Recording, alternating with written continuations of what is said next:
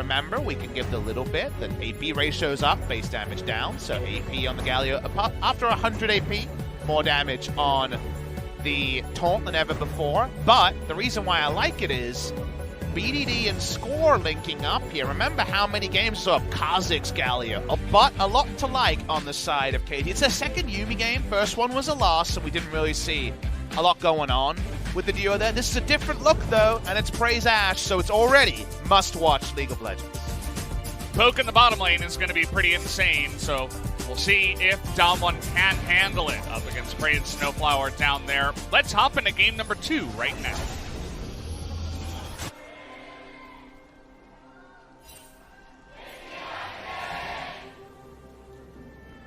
KT fans still out here in full force in the LCK summer.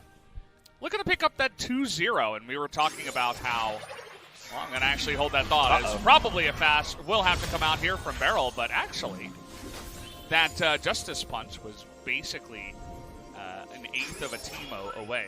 So definitely very scientific of you guys. Yeah, I know.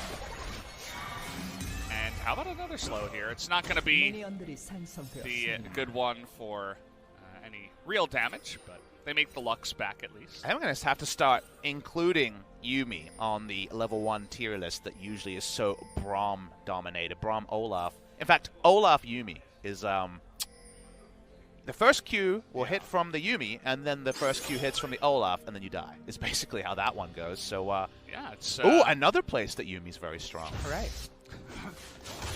Yeah, I mean, there's a lot of haters of the cat right now, but I mean, how can you hate a cat? But definitely will want to avoid the bottom lane as Canyon just steals away the red underneath the nose of Score. Now, it was under the nose, but it's actually an intelligent invade timing because the enemy team was preoccupied with trying to get flashes. They didn't get the flash. They have to skill E level 1 on the Galio, and the red buff goes down. So BDD is taking his whole health bar here. What a very interesting start. It was an E start from Showmaker as well. Yeah.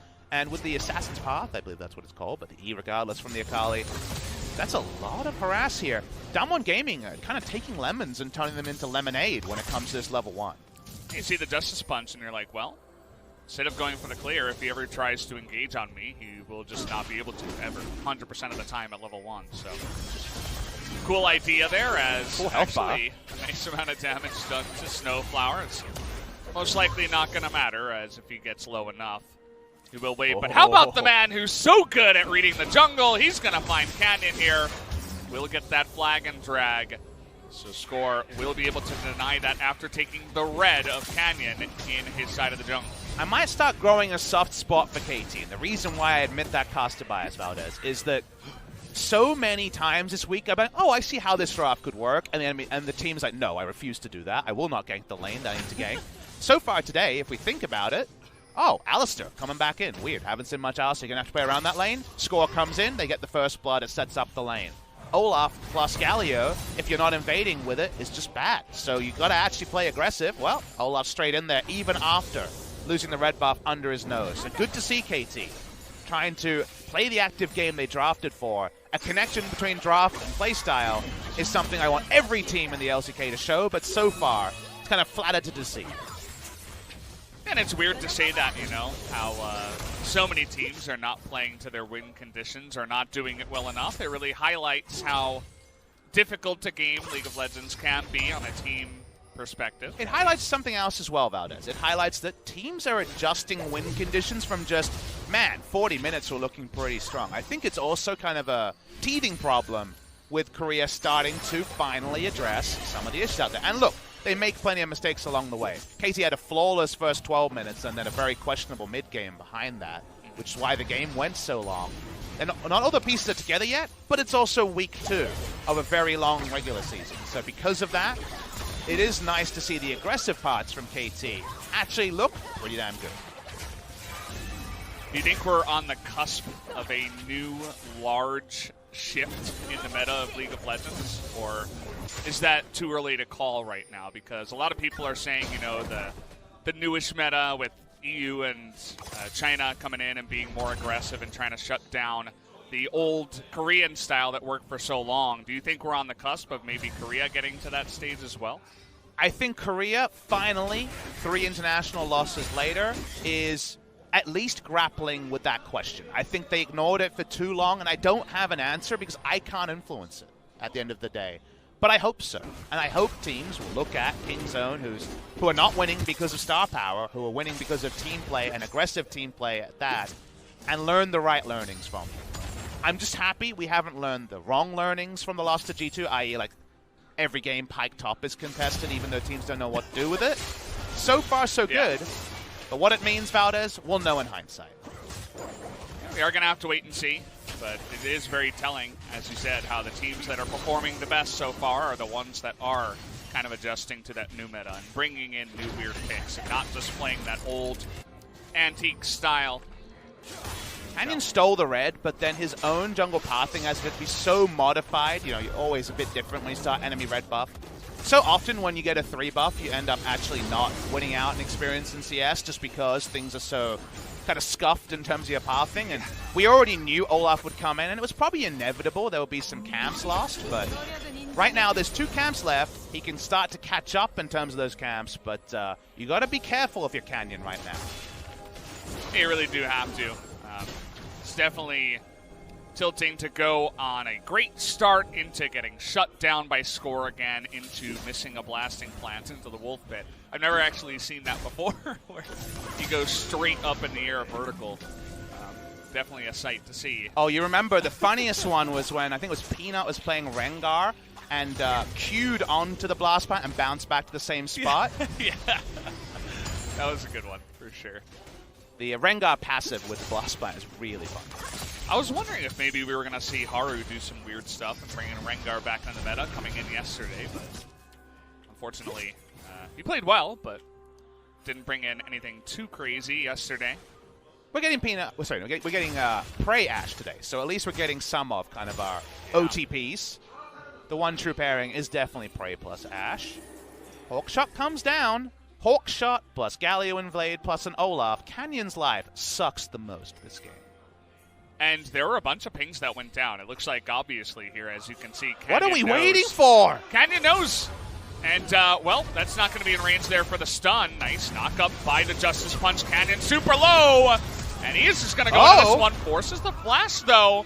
As Score doesn't have his flash to answer here. Will Flag and Dragon be able to get away? Showmaker had to use his ult, but at the end of the day, Summoners aside, Score will be able to pick up the red buff again. Canyon was no Scotty. He knew here. He knew what to expect in this scenario, and yet it was it was still such a long time to pull the trigger by KT that they don't even pick up the kill from it. So doesn't help with the CS lead in the middle lane.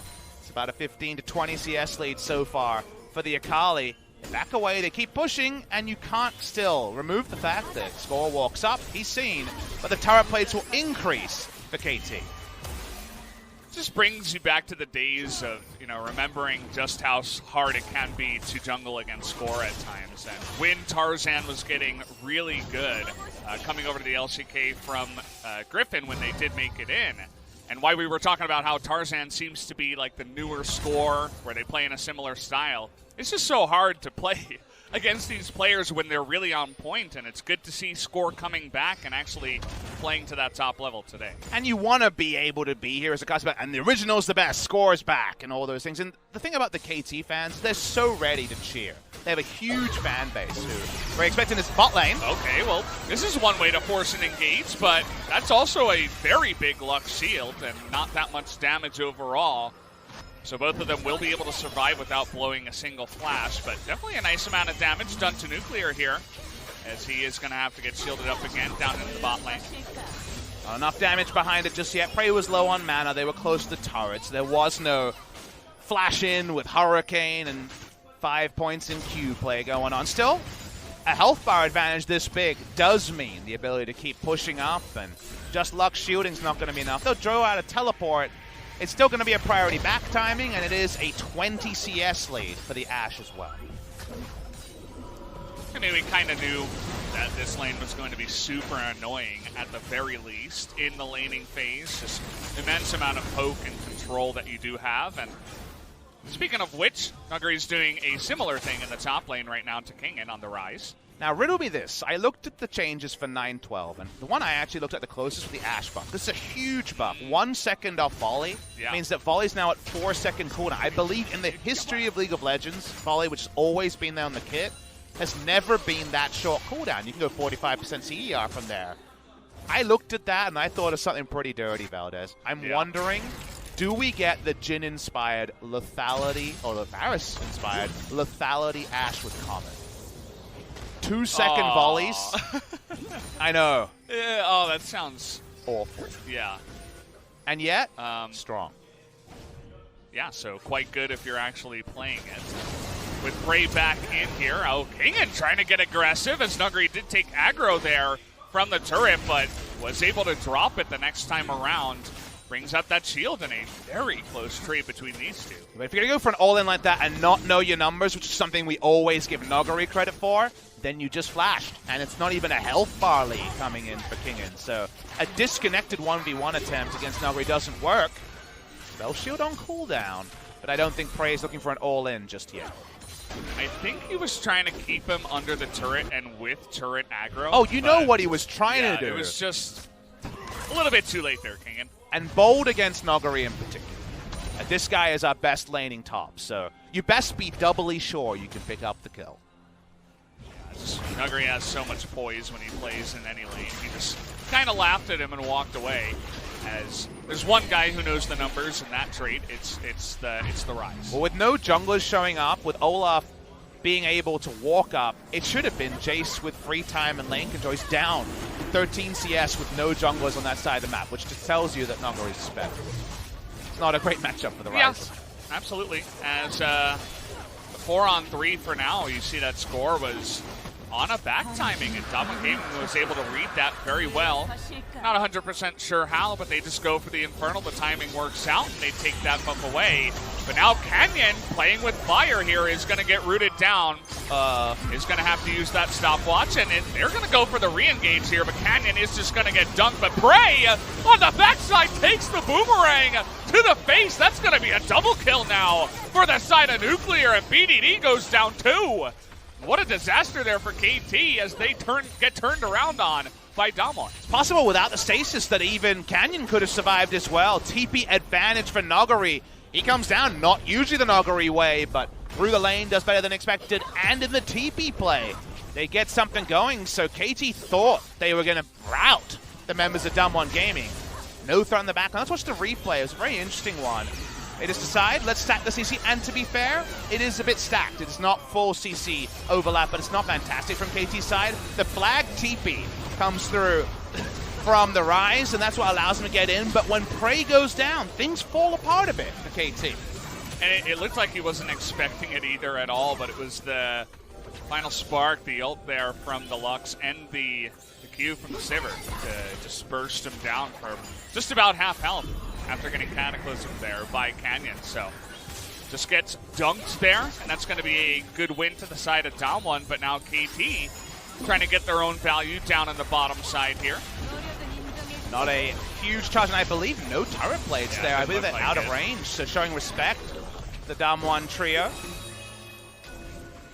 It's part of the reason why Canyon was getting in there so aggressive, not just to hit the eye as the charge was coming in. Wanted to zone them out, and it turns out that it worked. We liked the gameplay so far from KT. We should like the aggression from Olaf on the early CS lead. The fact that it isolated top side for the J seemed like on paper it would be a really good thing, but Valdez, DAMWON are making really smart plays around the map. They're able to answer and hold KT accountable, and even with priority lanes and pushing, they're down in Infernal. The top lane's losing the 1v1. Things are not going to plan for KT. Absolutely not, and now that Nuguri, as you mentioned, is just having so much success in the top lane. Where has Canyon been for the last 4 or so minutes? It's been down in the bottom side. He goes Infernal, forces a fight. He immediately returns down to the bottom side, tries to relieve pressure down here, helps against that Rift Herald and denies a lot of gold, and so far has been in the right place after the way this early game has gone. And it's kind of a weird cause and effect here, but like, DAMWON have Nuguri. Very good top laner. If left to his own devices, will carry. If camped, he can definitely chain feed. These are just realities of what Nuguri provides. So what do you do with that variable? And you look, he has the Rise, so you can definitely go topside and Rise Jarvan can get inroads. Or, if you know that Score is spending all of his time invading, tempo jungling around you, and forcing Canyon to be on the back foot, Valdez, maybe if you're dragging Olaf away from top lane, Nuguri can just do his thing. And he is doing it in a big way, having a fun time up there, stacking the armor.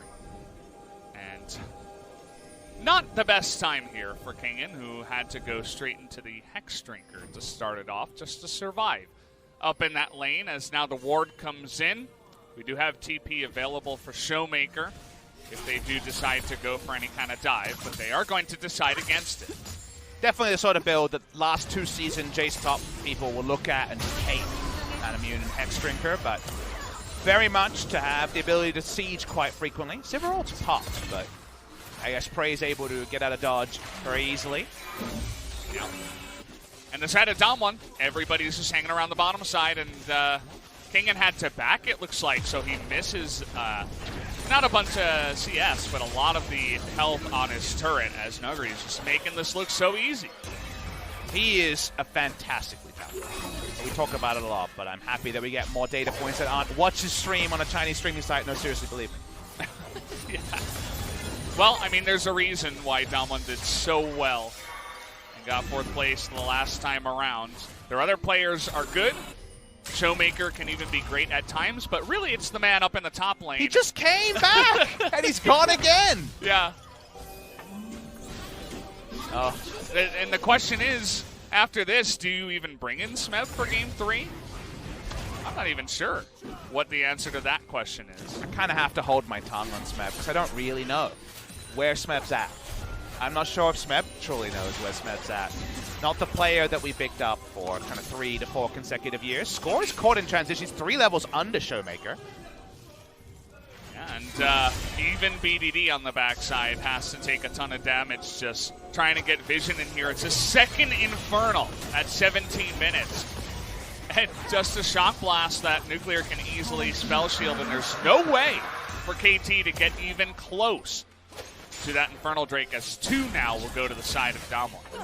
I think KT are probably also not going to be able to play the style they want, as we see a lot of people walking up. Okay, they're going for the Lux here. That's one person you can pick on, but the shield comes in. They finally get it after Score has to flash in there. Here comes the TP. It's going to get the double taunt here, as it is going the way of KT. It looks like Showmaker is able to get a ton of damage in the backside, gets a double kill, and is looking for more, as the Realm Warp would come in as well, and now it's all to the side of DWG. They're going to be able to pick up the ace with 3 members remaining. And that just means they rout KT where they stand. DWG Gaming, who fought back again and again after some other scenarios for their jungler earlier, make mincemeat of a KT engage. I believe there was actually, let's watch the start of this. So let's watch what happens. Snowfire goes in, remember the cooldown is still there.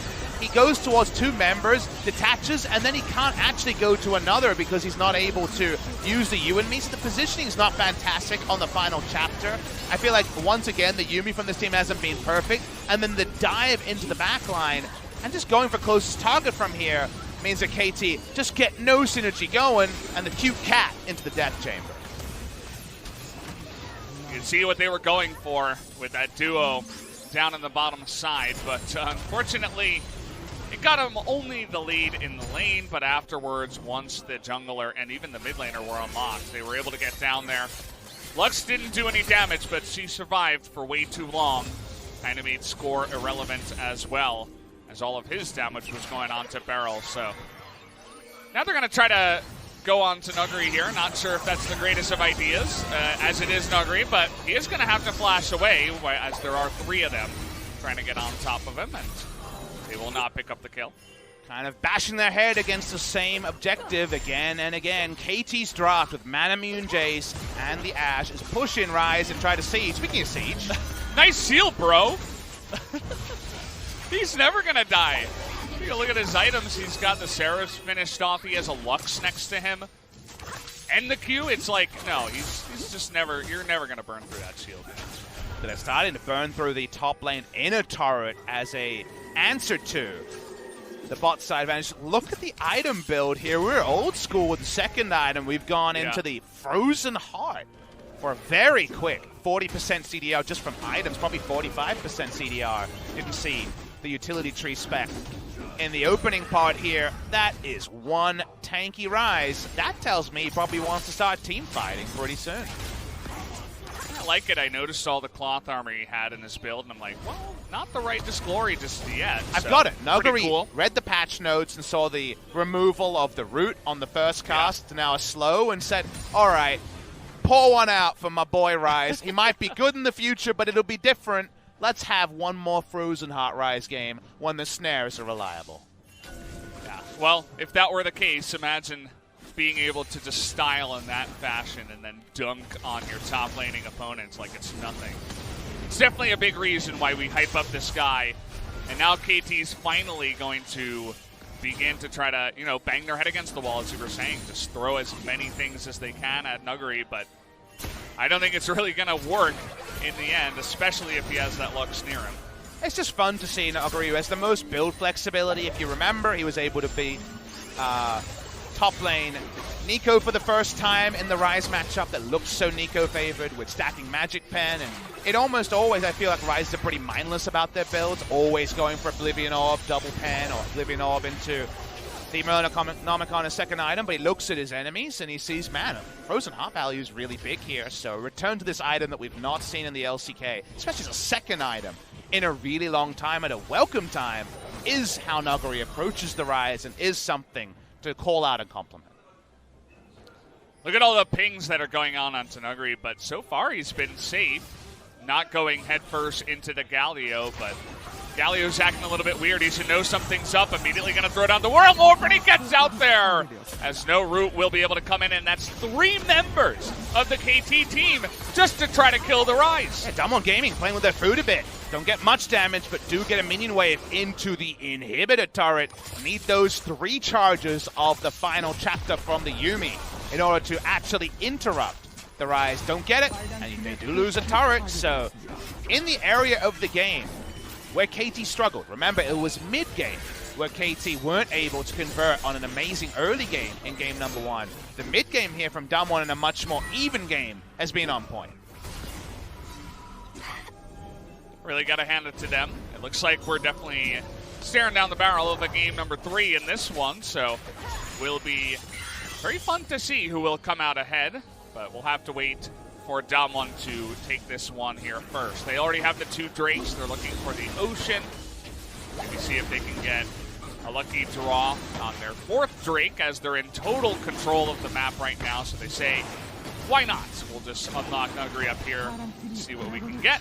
Is going to be just the Cloud. And if you're wondering why this game has gone so far away from KT's control when it was looking so good at, say, 2 or 3 minutes, what has happened in this game is that with Jace losing to Rise and not being able to enter lane against Rise, the expected game plan of 4-1, where Jace has priority and you use all your pick tools like Ash Arrow, Olaf walking up aggressively and Galio behind him, the Yuumi ult, that actually hasn't been relevant. They've been split to death 1-3-1 by a Kali Rise, specifically because they've got nothing out of the Jace top. Boy. Here we go. Now we're looking for that Ashe in the back line. Can they get it? Yes, they can. A Showmaker again is going to be the assassin. Nobody gets in range of the cat. Nobody's going to save her this time. Showmaker, how about a triple kill? We're looking down at 4, as I think they're going to give it on over to the Showmaker here, but Galio coming in means that, how about a pentakill is a possibility? That is going to be the 4th that comes in here, and it will be given as the double kill. The unofficial penta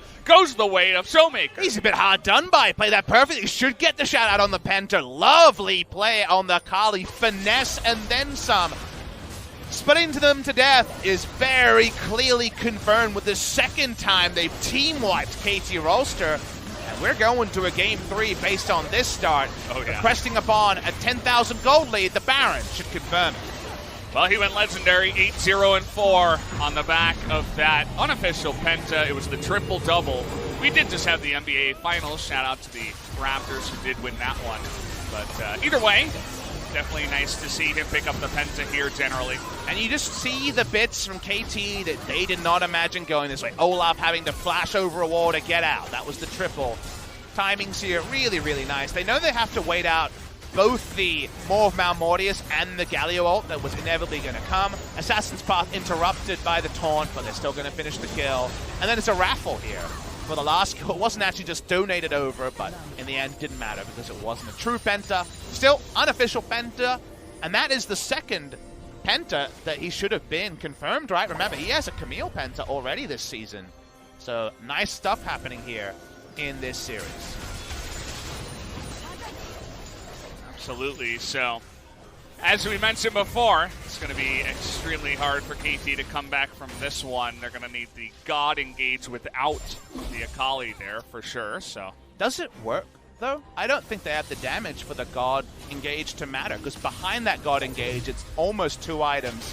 On the Galio, it's a very low damage build, mostly for sieging and also just wave clearing from the Jace. And yeah, 2 item Ashe to start, but I think they lose that one. So I think that's why looking towards a game 3 is kind of a viable thing to do.